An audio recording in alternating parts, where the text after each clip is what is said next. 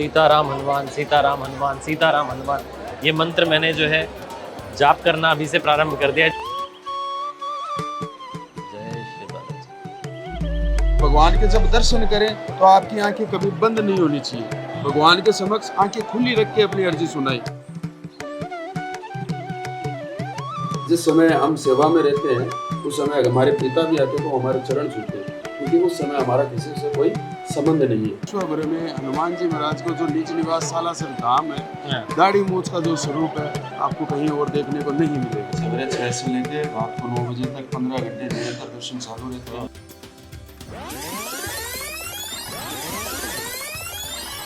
तो इससे पहले कि कोई और बात हो, सबसे पहले जयकारा होगा, बोलिए श्री सीताराम भगवान की जय। तो जिनके धाम हम जा रहे हैं वो भी ये कहते हैं कि मेरे नाम से पहले राम जी का नाम लो। हम जा रहे हैं बालाजी महाराज के धाम, श्री सालासर धाम, तो बोलिए बालाजी महाराज की जय हो। तो हम जयपुर से निकल गए हैं और यहाँ से तकरीबन 3.5-4 घंटे का जो है ये ट्रैवल हमें करना है, यात्रा में करनी है, और फिर हम सालासर धाम पहुँचेंगे। सालासर धाम की कथा क्या है, क्यों प्रसिद्ध है, और कुछ ऐसी बातें जो आप नहीं जानते होंगे, वहाँ के जो पुजारी जी हैं उनसे भी आपकी जो है भेंट करवाएंगे। बहुत आनंद आएगा आपको इस वीडियो में, इस पूरी सीरीज़ में, क्योंकि ये सीरीज़ ही बड़ी कमाल की है। इसका नाम हमने रखा है देव दर्शन। तो भारत के जो प्रसिद्ध मंदिर हैं उनकी कथाएँ आप तक पहुँचाने का प्रयास रहेगा। ये भगवान का भक्त जो है बस निमित्त बनेगा और आप तक सारी कथाएँ पहुँचेंगी, मिलकर दर्शन करेंगे। जय जय श्री सीताराम।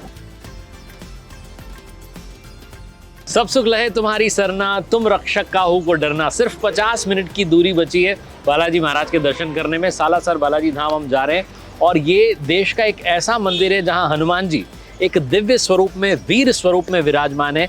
दाढ़ी मूंछों वाले बालाजी से आपको मिलवाते हैं, साथ रहिए।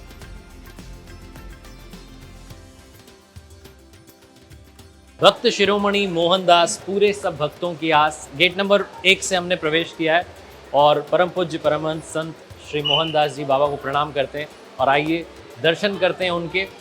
मोहनदास जी बाबा ने जिन्हें बुलाया, जिनके निवेदन पर स्वयं साक्षात वीर श्री हनुमान जी महाराज यहाँ पधारे।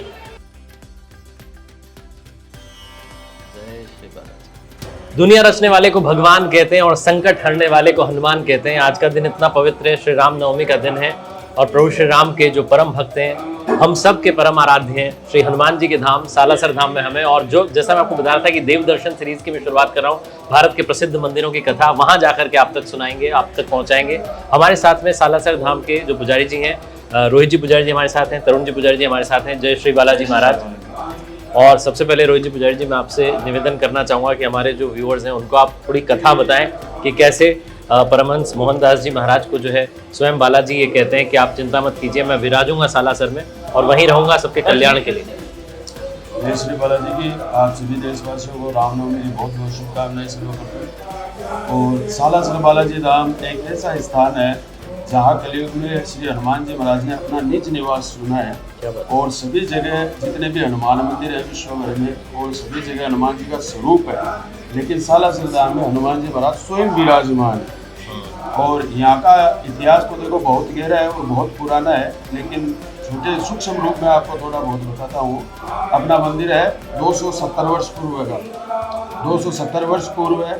यहाँ पे संत शिरोमणि बाबा मोहनदास जी महाराज हुए थे, जो अपनी बहन को सहारा देने के लिए आए थे।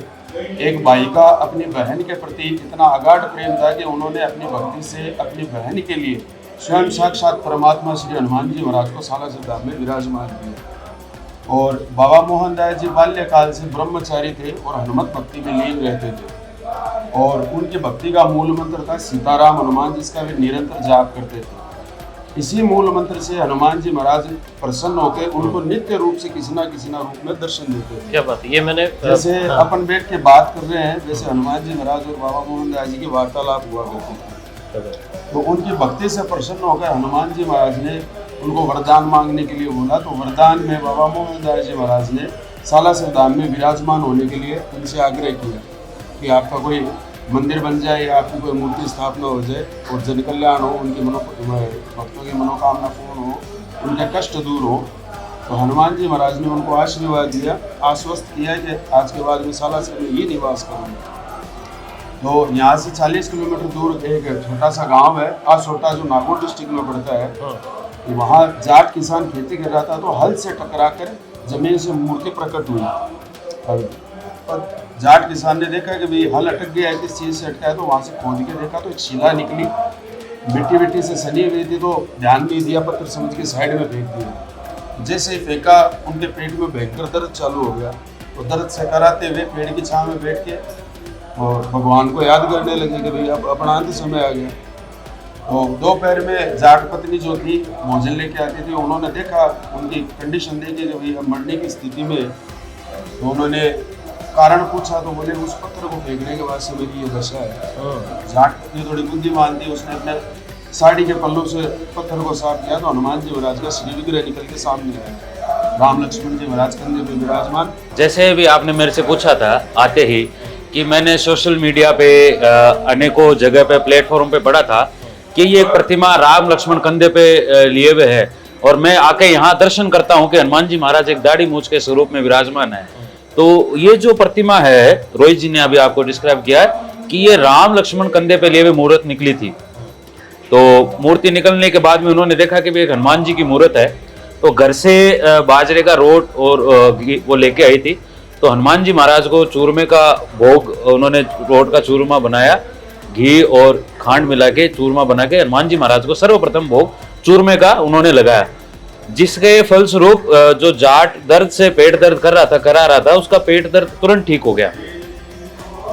हाँ, तो फिर ऐसे ऐसे चर्चा हुई गांव में कि एक चमत्कारी प्रतिमा निकली है जी। तो उस समय में जितना जमीन से जुड़ा हुआ धन था, एक ठाकुर का एक राजा का ही हुआ करता था। तो राजा ने वो प्रतिमा अपने महल में मंगवा ली। महल में मंगवाने के बाद में राजा को सपने में कहा कि भाई मैं आपके लिए यहाँ प्रकट नहीं हुआ हूँ, मेरा सालासर में भक्त है मोहनदास, जिसके लिए मैं वहाँ आपके यहाँ आया हूँ, तो मेरे को वहाँ सालासर पहुँचाइए आप। और इधर यहाँ मोहनदास जी महाराज को सपने में दिखे कि मैं आ गया हूँ, मेरे को लेने के लिए आप आइए स्वागत सत्कार के लिए। तो अगले दिन प्रातःकाल में वहाँ से मूर्ति वहाँ विदा की गई यहाँ के लिए, सालासर प्रस्थान के लिए। समस्त ग्रामवासी, यहाँ से सारे ग्रामवासी गाजे बाजे के साथ यहाँ से रवाना हुए प्रतिमा भगवान को लेने के लिए, अपने इष्ट को, अपने आराध्य को, कि भी मेरे प्रभु कैसे होंगे, किस रूप में आए हैं, तो मैं भी उनके दर्शन करूं, गांव वाले भी उनके दर्शन करें। तो वहाँ से प्रतिमा आई और उसके बाद में यहाँ प्रतिमा लाई गई, सब लोगों ने दर्शन किए। प्रतिमा लाने के बाद में सबसे बड़ा सवाल ये था कि भाई इसको स्थापना कैसे की जाए।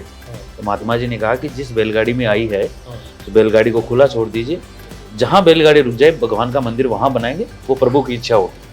तो बैलगाड़ी एक धोरे पे आके रुकी, उसके बाद में प्रभु की स्थापना यहाँ धोरे के ऊपर की गई। जो मूर्ति थी वो राम लक्ष्मण कंधे पे लिए हुए थी।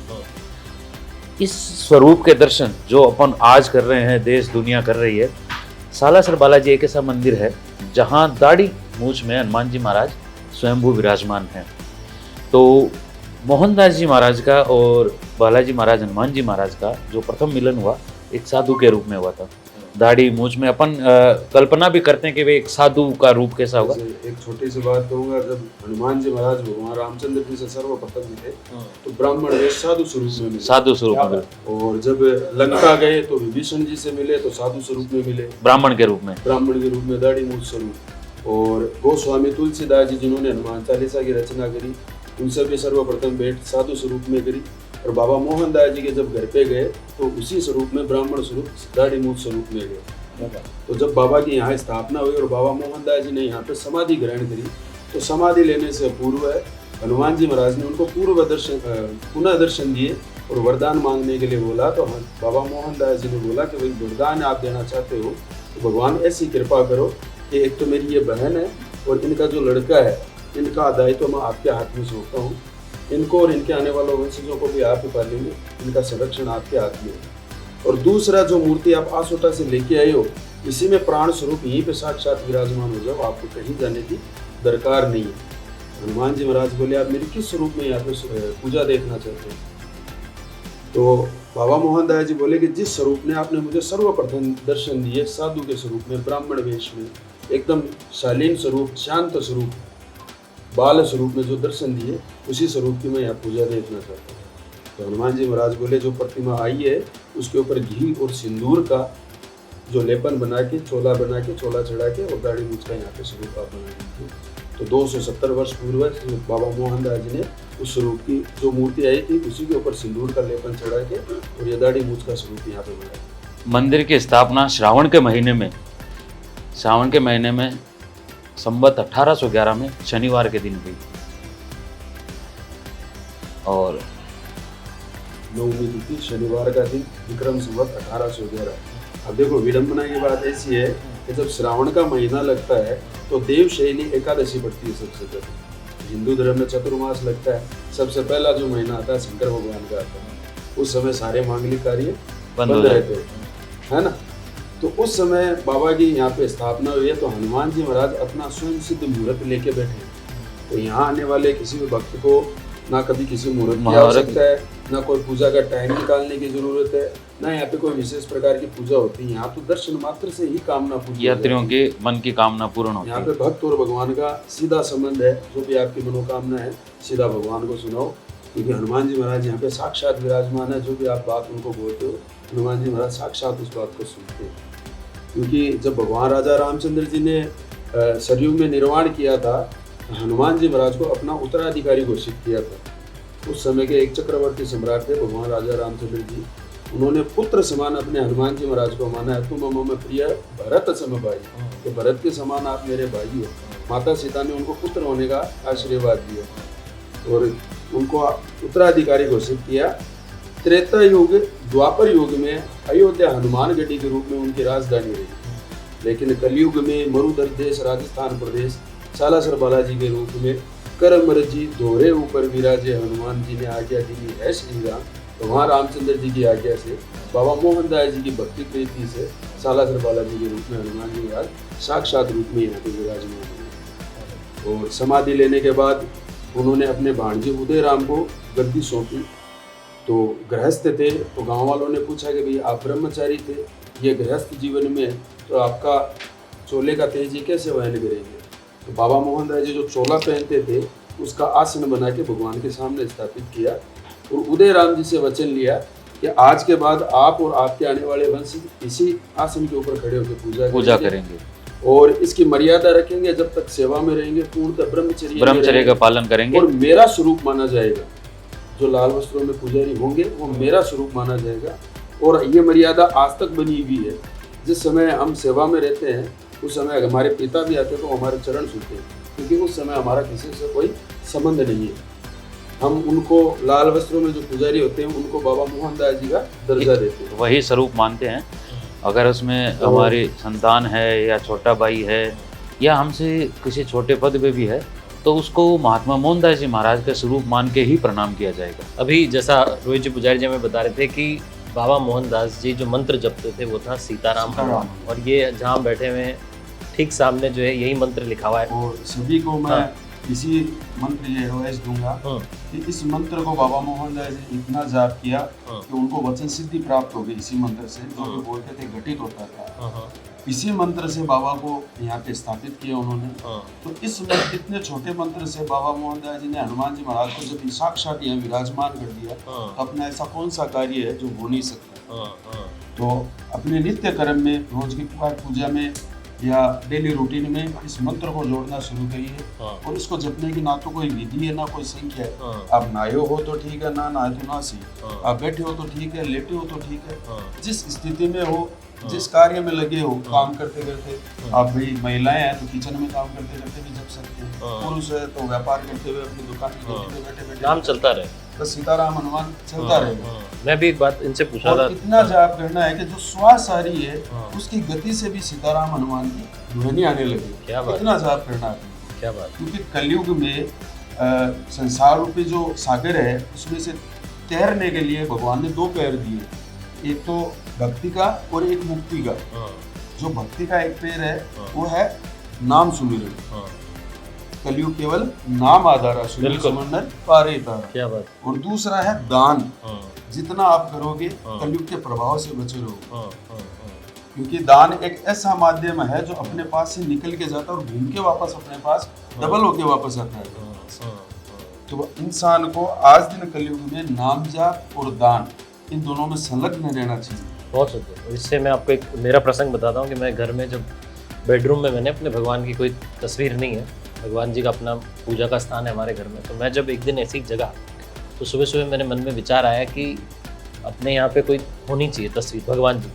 तो तुरंत यही वाली चौपाई है कि कलयुग केवल नाम आधारा, सुमिर सुमिर न उतरे पारा। तो वो सिर्फ नाम जप की जो है इतनी नाम शक्ति जप की बहुत है। एक बात महिमा मैं है हाँ कलयुग हाँ एक बात मैं पूछ रहा था तरुण जी पुजारी जी से कि यहाँ अपने मंदिर में कोई बीच का ऐसा समय होता है जब जो है दर्शन के लिए जो है रोका जाता है, ऐसा कुछ? ऐसा कुछ विशेष हाँ। नहीं है। हाँ सवेरे 6 से लेके रात को 9 बजे तक 15 घंटे निरंतर दर्शन चालू रहते हैं। हाँ, तो हनुमान जी महाराज यहाँ पे दास स्वरूप में विराजमान है।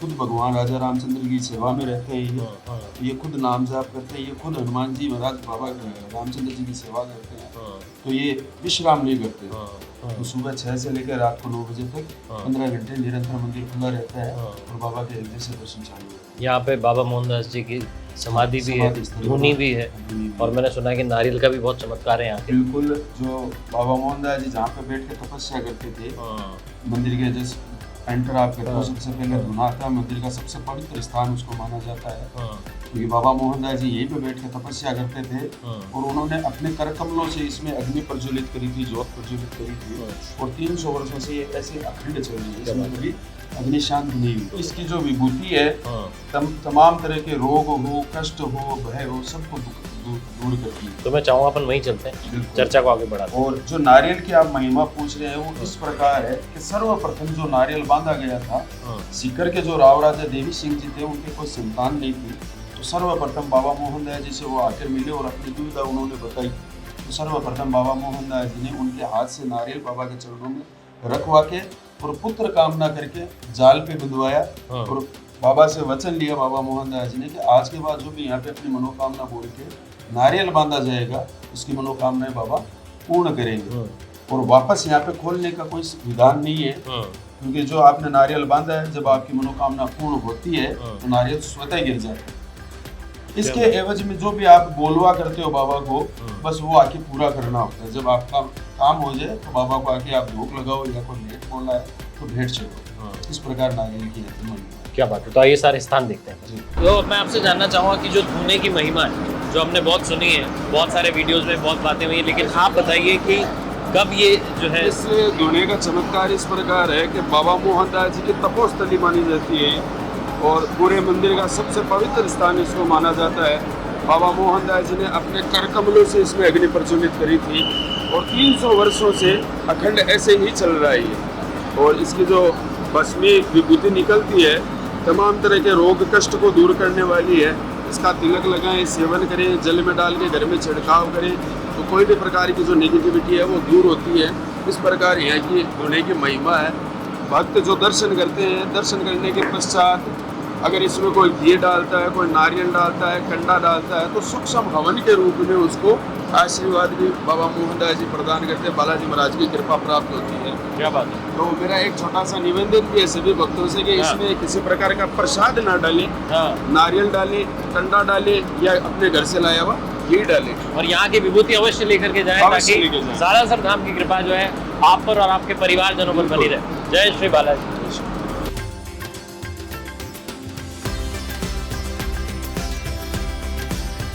सालासर धाम जब आप आए तो ये मनोती नारियल जो है इसको बांधना ना भूलें। जो भी आपके मन में कामना है, जो भी आपकी इच्छा है, वो श्री बालाजी महाराज जो है स्वयं जो है उसको पूरी कर देते हैं। आप बताइए रोहित जी पुजारी जी की इसकी जो है चमत्कार की क्या कथा है, बहुत सुना है मैंने। तो इसकी कथा इस प्रकार है कि यहाँ से जो सीकर डिस्ट्रिक्ट है, सालासर से 50 किलोमीटर, वहाँ के जो राजा थे राव राजा देवी सिंह जी, हाँ। उनकी कोई संतान नहीं थी। हाँ, तो इसके माध्यम से वो बाबा मोहनदास जी से मिले और अपनी दुविधा उनसे व्यक्त की।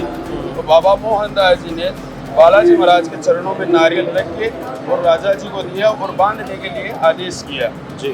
और बाबा मोहनदास जी ने हनुमान जी महाराज से उसी तत्काल समय में वचन लिया कि आज के बाद जो भी यहाँ पे नारियल बांधेंगे अपनी मनोकामना सुना के, इसकी बाबा स्वतः मनोकामना पूर्ण करेंगे। क्या बात है। और नारियल बांधने के बाद में बाबा से बोलवा करी जाती है कि भाई बाबा मेरा ये काम है, जब पूर्ण हो जाए तो इसके एवज में कोई सवामनी प्रसाद बोलते हैं, कोई भेंट छत्र बोलते हैं, अपने अपने सामर्थ्य के अनुसार सब अपने अपने हिसाब से बाबा को बोलवा करते हैं। जब मनोकामना पूर्ण हो जाए तो वो चढ़ाने के लिए आओ और नारियल अपने आप स्वतः गिर जाता है। तो खोलने की कोई चिंता या संकल्प अपने को नहीं करना है, अपने को तो केवल बांधना है। बांधना है और वो कहते हैं ना कि तेरे मंदिर में आना मेरा काम है, मेरी बिगड़ी बनाना आपका काम। क्या बात है। और अभी तो उसी आपने प्रकार- हाँ आपने हाँ। अभी बात की मन की कामना की, जी तो मैंने क्या मांगा वो बता देता हूँ। मैं कहता हूँ सबको मांगना चाहिए बिल्कुल। कि जेहि विधि नाथ होई तुमोरा, करही सुवेगी दास मैं तोरा। जिस विधि से हो रहा हो आप कर देना, बिल्कुल। तो ये आपको समर्पित है महाराज। एक चीज़ और ये बताइए कि जैसे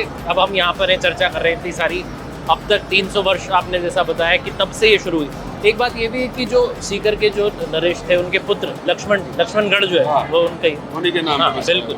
अब एक बात ये और बताइए मुझे कि ये जो सारे नारियल होते हैं फिर इनका करते क्या है, जैसे जब ये गिर गए? यहाँ से 10 किलोमीटर दूर मंदिर की जमीन ली हुई है, वहाँ पे एक गड्ढा खोद के इसको डिकम्पोज किया जाता है, जमीन में नीचे गाड़ दिया जाता है ताकि अंदर डिकम्पोज हो सके, इनका रीयूज नहीं होता। क्या बात। इस प्रकार इनको वापस निर्माण कर दिया जाता है। जमीन मंदिर की जमीन ली हुई है, यहाँ से नारियल जब गिर जाते हैं, गिरे हुए नारियल को इकट्ठा करके और वहाँ भेज दिया जाता है, उनको ज़मीन में गाड़ दिया जाता है ताकि वो डिकम्पोज हो सके, वापस इनका रीयूज नहीं होगा। जिस तरह रोहित जी ने बताया कि जो भी ये नारियल वगैरह चढ़ता है उसको मंदिर की जो ज़मीन है उसमें डिकम्पोज कर दिया जाता है। डिकम्पोज इसलिए किया जाता है कि मंदिर में जो भी नारियल चढ़ रहा है, झंडे चढ़ रहे हैं, अनाज चढ़ रहा है, घी चढ़ रहा है, किसी भी चीज़ को रीसेल करने का यहाँ कोई सिस्टम नहीं है। नारियल को डिकम्पोज किया जाता है, झंडे जो हैं बाबा की पताका है वो भक्तों में वितरित कर दी जाती है। जितनी मालाएं चढ़ती है वो मंदिर की निज मंदिर की गौशाला है जिसमें 4000 से अधिक गायें हैं, वो मालाएं सारी गौशाला में भेज दी जाती है। और अनाज है वो अनाज आसपास के गाँवों में या चुका स्थल जो बने हैं उनमें दिया जाता है। और जो मंदिर में जितना घी आता है आसपास के गांव के छोटे मंदिर है या किसी प्रकार का हवन यज्ञ कोई होता है तो मंदिर से घी उनको प्रोवाइड किया जाता है। तो किसी भी आइटम को रीसेल का नहीं होता है। बंधे हुए नारियल डिकम्पोज किए जाते हैं। जो नारियल चढ़ता है, एक हो गया मनोती का नारियल, एक होता है नारियल बाबा को अर्पण करना। जो नारियल बाबा को अर्पण किया जाता है, चढ़ाया जाता है, उसको 2 टुकड़ों में बांट के उसका प्रसाद वितरण, जहाँ पब्लिक एग्जिट पॉइंट बना हुआ है वहाँ पे सबको प्रसाद वितरण किया जाता है। ओम ओम सीताराम हनुमान सीताराम हनुमान सीताराम हनुमान, ये मंत्र मैंने जो है जाप करना अभी से प्रारंभ कर दिया है, जब से मुझे रोहित जी पुजारी जी ने बताया है कि बाबा मोहनदास जी इसी मंत्र का जाप करते थे और इसी मंत्र के जाप से उन्होंने प्रभु श्री हनुमान जी को प्रसन्न किया और प्रभु श्री हनुमान जी आज इस कलयुग में यहाँ सारासर धाम में जो है विराजित है। परमहंस बाबा मोहनदास जी के हम यहाँ पर हैं, धाम में हैं। मैं आपसे जानना चाह रहा हूँ कि उनका वैराग्य कैसे हुआ, उन्हें कैसे ये अनुभूति हुई, निज अनुभूति हुई कि मेरा जो कार्य है वो संसार के कल्याण के लिए। अपने हम बड़े बड़े बुजुर्गों से जो हमने सुना है उसके माध्यम से ये पता चलता है कि श्री बाबा मोहनदास जी महाराज बाल्यकाल से ही हनुमत भक्ति के प्रति आकर्षित रहते थे। हनुमान जी के जहाँ कहीं भी प्रतिमा उनको दिखती वहीं पे भक्ति में रम जाते थे और सीताराम हनुमान नाम का जाप करते थे और ब्रह्मचर्य का पालन करते थे। और जब सालासर वो यहाँ पे पहुँचे तो बाबा से उनकी नित्य वार्तालाप होती। बाबा किसी न किसी रूप में आके उनको नित्य दर्शन देते, कभी साधु का वेश बना के आते, कोई ज्ञान की बात बताते, कभी ग्वालियर का रूप लेके आते, उनके खेतों में गाय भैंसे घुसा देते, उनकी परीक्षाएं भी लेते। अच्छा। और कभी कुश्ती के पहलवान बन के आते, उनसे साथ कुश्ती भी लड़ते। अच्छा। अब देखो, भगवान और भक्त जब परस्पर समन्वय में होते हैं तो भगवान को अपने भी जो सम्मान है उसको ठेस नहीं पहुंचती। परस्पर समन्वय जब भगवान होते हैं तो अपने अपमान की चिंता नहीं होती। तो जहाँ हनुमान जी महाराज ने 2 मुक्के मारे तो वहाँ 2 मुक्के खाए भी हैं अपने भगत से। देखो भक्त और भगवान का कितना प्रेम है कि भक्त उनको मार रहा है तो उसका उनको अपमान नहीं है, ये प्रेम है, उनका अपमान नहीं है। और बाबा मोहनदास जी पे हनुमान जी महाराज का इतना मन था कि जब वो खेती करते थे तो उनसे रहा नहीं जाता। अगर धूप ज्यादा होती है तो अपनी पूंछ से उनके ऊपर छाया बना देते। क्या बात है। और जब वो गंडासा चलाते तो हनुमान जी महाराज अतिशय रूप में होकर उनका गंडासा छीन लेते। अच्छा। और उनको ऐसे करतल ध्वनि सुनाई देती कि हे पापी पाप मत कर और ये सांसारिक जो जीवन है इससे पीछे छुड़ाओ, मोह माया से छुड़ा के और राम नाम की भक्ति में लोगों। क्या बात है। तो जब बाबा मोहनदास जी गंडासे से खेती करते तो अदृश्य शक्ति जो गंडासे को छीन के दूर भगा देती, दूर फेंक देती। ऐसा उन्हें महसूस होता कोई कर रहा है तो उन्होंने घर पर ये बताया। हाँ, तो ऐसा करते हुए उनके भांजे उदय राम ने देखा अच्छा। ये आप कुछ काम कर रहे हो, ऑटोमेटिक आप गंडासा चला रहे हो और वो ऑटोमेटिक जा रहा है तो ऐसा लगेगा भाई पागल हो गया हो। तो उनके भांजे उधर है, हमने देखा और अब घर पे आके अपनी माता को बताया कि भाई आजकल मामा जी का ध्यान है खेती बाड़ी में नहीं लग रहा है ना। तो उनकी माता ने बोला कि भाई आपके मामा युवा अवस्था में आ गए हैं, कुछ जिम्मेदारी उनके परिवार की डाली जाए तो अपने आप रास्ते पे चलेंगे। तो उस समय में जो रिश्ते किए जाते, संबंध बनाए जाते थे, लड़का लड़के को दिखाते नहीं थे, सीधा शगुन भेजते थे, रिश्ता पक्का करते थे। तो कानी बाई ने अपने भाई मोहनदास के लिए नाई के हाथ शगुन भेजा किसी लड़की के लिए, और इधर आके बाबा मोहनदास जी को बोला कि आपके संबंध के लिए, विवाह के लिए लड़की के हाथ शगुन भिजाया, नाई के हाथ लड़की को देखने के लिए। तो बाबा मोहनदास जी बोले कि भाई बहन देखो, मैं सालासर में आपके परिवार के पालन पोषण के लिए हूँ, और उससे जो मेरा समय बचता है वो मेरे बालाजी महाराज के लिए है। सांसारिक मोह माया में मैं ना तो पढ़ना चाहता हूँ, ना मैं विवाह करना चाहता हूँ। और जिस लड़की के लिए आपने संबंध भेजा है उसका देहांत हो चुका है। अच्छा, उन्हें पहले ही पता चला। पूर्वानुमान लगा के अपनी बहन को बोला कि जिस रिश्ते की आप लड़की से मेरी बात कर रहे हो उसका देहांत हो चुका है। और जब यहाँ नाई शगुन लेके गया उस गांव में, और जाके वहाँ उसने हकीकत देखी कि भाई हाँ सच में लड़के का देहांत हो चुका है, तो उसने सारी बात आके घर पे बताई कि जिस रिश्ते के लिए आपने बात करी थी वो लड़के का सच में देहांत हो चुका है, और पूरी हकीकत उसने देख के वहाँ बताई। उसके पश्चात से कानी दादी जी ने उनके विवाह की संबंध की चर्चा उसके बाद नहीं करी। बाबा मोहनदास जी ने बोला कि भाई आप विवाह करना चाहते हो तो अपने पुत्र उदयराम का करिए।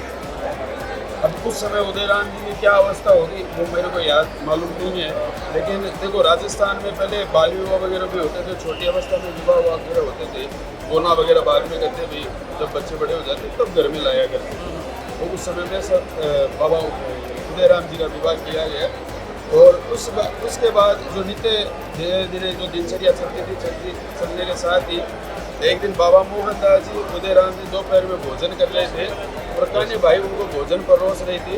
तब हनुमान जी महाराज ने सर्वप्रथम ब्राह्मण स्वरूप में, दाढ़ी मूल स्वरूप में उनके घर के आगे आके आवाज़ लगाई। तो बाबा मोहनदास जी जब उठ के द्वार पे जाते हैं तो हनुमान जी महाराज उनको जाते हुए दिखाई देते हैं साधु स्वरूप में। तो पीछे पीछे हनुमान जी महाराज चल पड़ते हैं, बाबा मोहनदास जी उनके चल पड़ते हैं। अब पवन पुत्र हनुमान के वेग को कोई थोड़ी ना पकड़ सकता है, देखो उनकी मर्जी के बगैर कुछ नहीं हो सकता। तो गांव से जब एकांत जगह उनको लगी कि यहाँ बात करने का उचित स्थान है, तो हनुमान जी महाराज ने अपनी गति को धीमा किया। तो बाबा मोहनदास जी ने उनके चरण पकड़ लिए, बोले बाबा बड़े दिनों बाद आए हो, आज जाने नहीं दूंगा।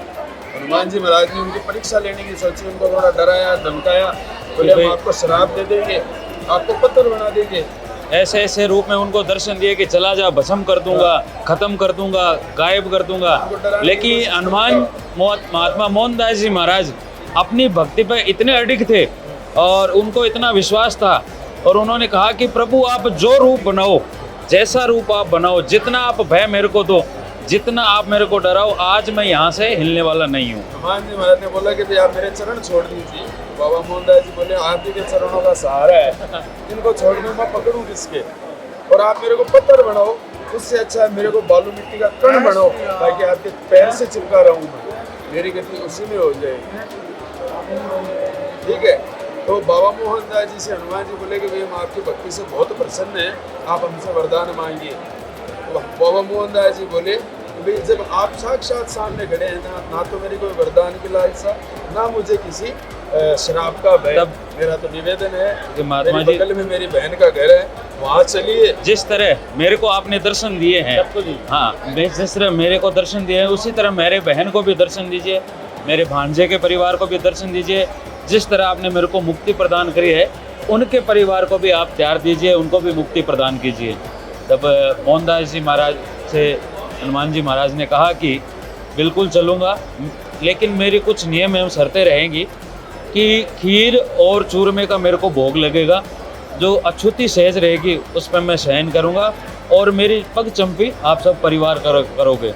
महात्मा जी ने कहा कि बिल्कुल आपकी सारी शर्तें और नियम हमें मंजूर है, आप बस हमें हमारे घर पधारें और हमें दर्शन दीजिए।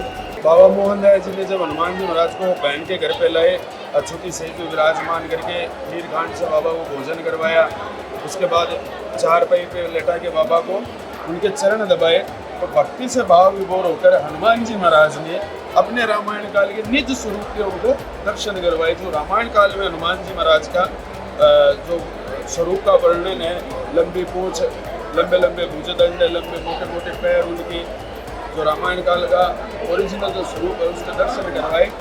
और दर्शन कराने के बाद बाबा मोहनदास जी को बोला कि हमारी हार्दिक इच्छा है कि आप हमसे वरदान मांगो और आप इस सांसारिक मोह माया को त्याग के धर्म कल्याण, जन कल्याण पर चलिए, धर्म का प्रचार करिए, राम नाम का भजन करिए। तो बाबा मोहनदास जी बोले कि मेरे ऊपर मेरे बहन के परिवार की जिम्मेदारी है, जब तक ये जिम्मेदारी मेरे ऊपर है मैं एकांतवास ग्रहण नहीं कर सकता। तो हनुमान जी महाराज बोले आप क्या चाहते हो? तो बोले ये मेरी बहन और ये मेरा भांजा वगैरह, मैं इनका हाथ मैं आपके हाथ में सौंपता हूँ। उनका हाथ उनको सौंप के और इनके परिवार की भरण पोषण की मैं मेरी भक्ति में लीन रहूँगा। जैसा आपने मेरे को कहा कि आप धर्म का प्रचार करिए और मेरी भक्ति कीजिए और भक्तों का काज सवारे, तो मैं अपनी बहन का, मेरे भांजे का हाथ आपके हाथ में सौंपता हूँ। उनके परिवार की भरण पोषण की जवाबदारी आपकी रहेगी और मैं मेरी भक्ति में लीन रहूँगा। हनुमान जी महाराज ने उनको आशीर्वाद दिया, आश्वस्त किया कि आजीवन पर्यंत आपके बहन और इनके जितने भी आने वाली पीढ़ियाँ हैं सब मेरे संरक्षण में पलेंगी। तो हनुमान जी महाराज ने हमको गोद लिया हुआ है, एक तरह से एडॉप्ट किया हुआ है। हमारा जो संरक्षण है बाबा ने स्वयं ले रखा है। आज के दिन हम लोग, मैं और रोहित जी जो हैं 8वें पीढ़ी में हैं और बाबा की कृपा से 11वीं पीढ़ी भी निरंतर रूप से चल रही है और बाबा की सेवा अर्चना में लगी हुई है। आज दिन 6वीं पीढ़ी से लेकर 11वीं पीढ़ी अभी मौजूद है और बाबा की निरंतर सेवा में लगी हुई है। सालासर बालाजी धाम जब आप आएंगे तो आपने बहुत सारे सोशल मीडिया पर वीडियोस में सुना होगा कि यहाँ पर एक शिवलिंग भी है, तो यहाँ मैं देख पा रहा हूँ। रोहित जी, पुजारी जी, मैं आपसे निवेदन करूंगा, क्या सच है? पहले तो मैं सभी को अवगत कराना चाहूँगा, ये किसी प्रकार का शिवलिंग नहीं है, यह साक्ष्य स्तंभ है। पहले पुराने ज़माने में पत्थर लेख बहुत कम हुआ करते थे, तो पत्थर को स्थापित करके उसके ऊपर उस मंदिर की स्थापना के बारे में, उसकी रचना के बारे में लिखा जाता था। तो इस पे आप गौर से देखेंगे तो एक तरफ तो गौ माता और बछड़ा बना हुआ है, इधर चंद्र, उधर सूर्य और उधर गणेश जी विराजमान है। प्रथम पूजनीय गणेश जी महाराज सूर्य चंद्र की अटल साक्षी में जो धर्म का जो प्रतीक गौ माता है, इन सनातन की जो है गौ प्रतीक है, तो इन सभी के साक्षी में बाबा मोहनदास जी ने यहाँ पे समाधि ग्रहण करी थी। इस पे पहले लिखा हुआ भी था, लेकिन भक्तों ने धीरे धीरे इसको शरण करना शुरू कर दिया। भक्तों ने ये सोचा कि कुछ चमत्कारी पत्थर होगा, इसको घर ले जाने से अपने कई शुभ कार्य होंगे। तो ऐसी जो भावनाएं थी लोगों के मन में, उसकी वजह से इसको काफ़ी क्षीण कर दिया गया। उसके बाद मंदिर प्रबंध कमेटी ने उसको निर्णय लिया कि भाई इसको कांच में केवल दर्शन स्वरूप आप इसको रख सकते हैं। लोग शिवलिंग मास के को जल चढ़ाते थे, जल की वजह से इसको भी काफ़ी नुकसान पहुंचा है। तो भक्तों के लिए अब दर्शन मात्र के लिए इसको छोड़ा गया है। भक्तों को एक बात और बोलना चाहूँगा, बालाजी महाराज के दर्शन के बाद, बाबा मोहनदास जी के दर्शन के बाद यहाँ प्रणाम जरूर करके जाएं, क्योंकि इनको साक्षी भगवान बोला जाता है। ये बालाजी महाराज और बाबा मोहनदास जी आपके सालासर में आने का साक्षी माना जाता है कि भाई मैंने जो भी धर्म किया है, यहाँ पे आके मैंने बालाजी के दर्शन किए हैं, जो भी मेरे मन में विचार रहे उन सभी के आप साक्षी हो। जिस दिन बाबा ने समाधि ली थी, इसी के ऊपर शिलालेख से अंकित करके और अंकित किया गया, स्थापित किया गया कि भाई इस दिन, इस महीने में, साल में बाबा ने ये समाधि ली थी, ये इसके साक्षी रहेंगे।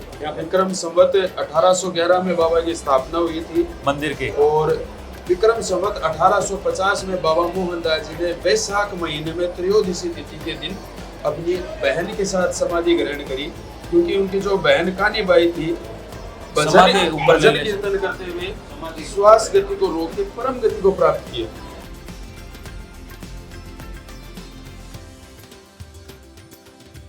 तो समाधि के बारे में थोड़ा सा आप हमें विस्तार से बताइए। बिल्कुल, बाबा की स्थापना करने के बाद बाबा मोहनदास जी ने और उनकी जो बहन कानीबाई थी भजन कीर्तन करते हुए श्वास गति को रोक के परम गति को प्राप्त किया, स्वयं से ही अपनी गति को शांत किया। तो बहन का मतलब बाबा मोहनदास जी की सोच थी कि भाई अपनी बहन को, भक्ति को कोई भूल ना जाए। तो बाबा मोहनदास जी ने विचार किया, अपना और बहन का श्राद्ध साथ में निकले। तो उन्होंने, बाबा मोहनदास जी ने जीवित समाधि अपने बहन के साथ ग्रहण करी। पूरे विश्व भर में एक बहन भाई की समाधि स्थल केवल सालासर बालाजी मंदिर में, क्या बात। और कहीं पे भी आपको बहन भाई की समाधि नहीं मिलेगी। मोहनदास जी महाराज के मन में ये विचार आया कि भाई मैंने बाबा की भक्ति करी है, लोग मेरे को याद रखेंगे, मेरे को पूछते रहेंगे, लेकिन मैं चाहता हूँ कि मेरी बहन को भी लोग याद रखें, उनको, हाँ, उनको भी पूजें, क्योंकि मैंने तो भक्ति कर ली, लोग तो मेरे को पूछते रहेंगे, लेकिन मैं अपनी बहन को भी पूजवाऊँ, उनकी भी रहे। तो बाबा ने जिस दिन बहन का शरीर शांत हुआ था, उसी दिन को चुनते हुए उसी दिन समाधि ली थी, ताकि दोनों भाई बहनों का श्राद्ध एक ही दिन निकले, लोग उन्हीं को याद करते रहें। एक तो जैसे साधु शांत होते हैं, तो एक तो होते हैं ब्रह्मलीन, शरीर शांत हो गया। एक होता है जीवंत समाधि, ठीक है, एक होती है जीवित समाधि जो श्वास चलते हुए ग्रहण करते हैं। बाबा मोहनदास जी ने अपनी श्वास चलते हुए समाधि ग्रहण की, तो आज भी इनको यहाँ पे अमर माना जाता है, इनकी शक्ति आज भी यहाँ पे विराजमान है। और जो बालाजी महाराज से जुड़ते हैं तो सबसे प्रथम पहली जो सीढ़ी है वो बाबा मोहनदास जी। अगर हनुमान जी महाराज को प्रसन्न कर, जिस तरह हनुमान जी ने राम जी को प्रसन्न किया, ठीक है, और उनकी भक्ति प्रदान ली, उसी तरह अगर हनुमान जी महाराज को पाना है और हनुमान जी महाराज का आशीर्वाद प्राप्त करना है, तो उनकी सबसे जो पहली सीढ़ी है वो महात्मा मोहनदास जी महाराज, उन्हीं का जाप करके, उन्हीं की भक्ति करके हम हनुमान जी महाराज को पा सकते हैं, उनका आशीर्वाद ले सकते हैं। और समाधि स्थल पे यहाँ पे झाड़ू लगाने का बहुत महत्व है। यहाँ पे आप रखे हुए भी देख सकते हो, खूब सारी झाड़ू यहाँ पे रखी हुई है। भगत अपनी श्रद्धा से यहाँ पे सफाई करते हैं और इसका बहुत महत्व है। भगत जब भी आए तो झाड़ू जरूर निकाल के जाएं, इसका बहुत आपको पुण्य मिलेगा। और जिस प्रकार जितना कचरा आपकी झाड़ू में निकले, ये समझ के निकालेगा ये सारा अपना कष्ट दूर हो रहा है। क्या बात। कचरे के रूप में अपना कष्ट निकाला जा रहा है। तो यहाँ पर हाँ, तो पर ध्यान रखिएगा, किसी भी भक्त के पैर को झाड़ू छुए नहीं, तो उसके भाग्य ना बने। तो जैसा भी रोहित जी पुजारी जी ने बताया कि यहाँ पर झाड़ू निकालने का भी बहुत महत्व है, और जो भी श्रद्धालु आते हैं वो झाड़ू अवश्य निकालते हैं, ताकि जो भी उनके विकार हैं, जो भी उनकी समस्या है, वो सारी इस कचरे के साथ जो है वो नष्ट हो जाए। और एक बात का आपको ध्यान रखना है, विशेष बात वो ये कि झाड़ू किसी के पैर को ना छूए, वरना आप भी जो है पाप के भागी हो जाए, उसके भाग्य बने। और अंत में सालासर बालाजी धाम की 3 ऐसी बातें जो रोहित जी पुजारी जी हमें बताएंगे, जो सबको पता होनी चाहिए।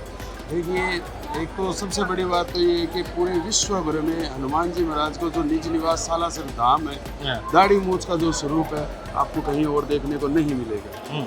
दूसरी बात, यहाँ पे भक्तों की कोई भी मनोकामना है तो सर्वप्रथम नारियल बांधिए।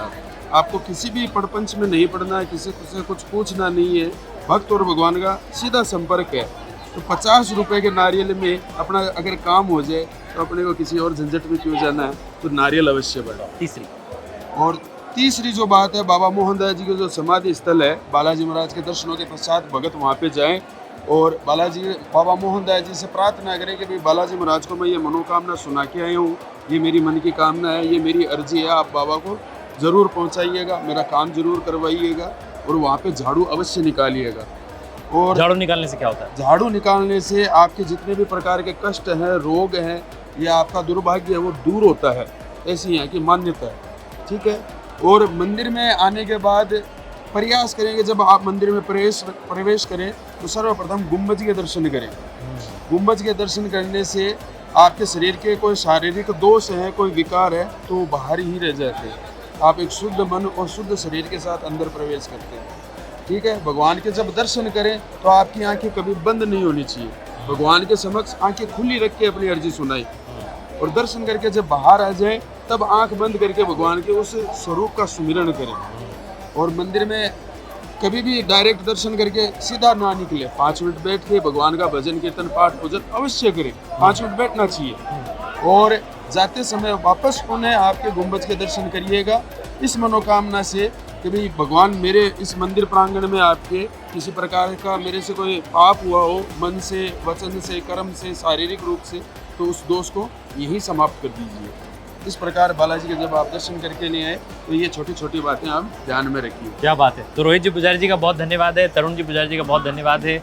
हमें देव दर्शन की जो सीरीज़ है, इसका जो पहला वीडियो है जहां हम सालासर बालाजी धाम आए हैं, और आपने मेरी इतनी सारी कहानियां, मोटिवेशनल वीडियो सब देखे हैं, लेकिन ये पहली सीरीज़ जो देव दर्शन की पहली वीडियो जो है, हम विश्व के एक ऐसे धाम से लेकर आए हैं जहाँ साक्षात बालाजी महाराज जो है वो विद्यमान है।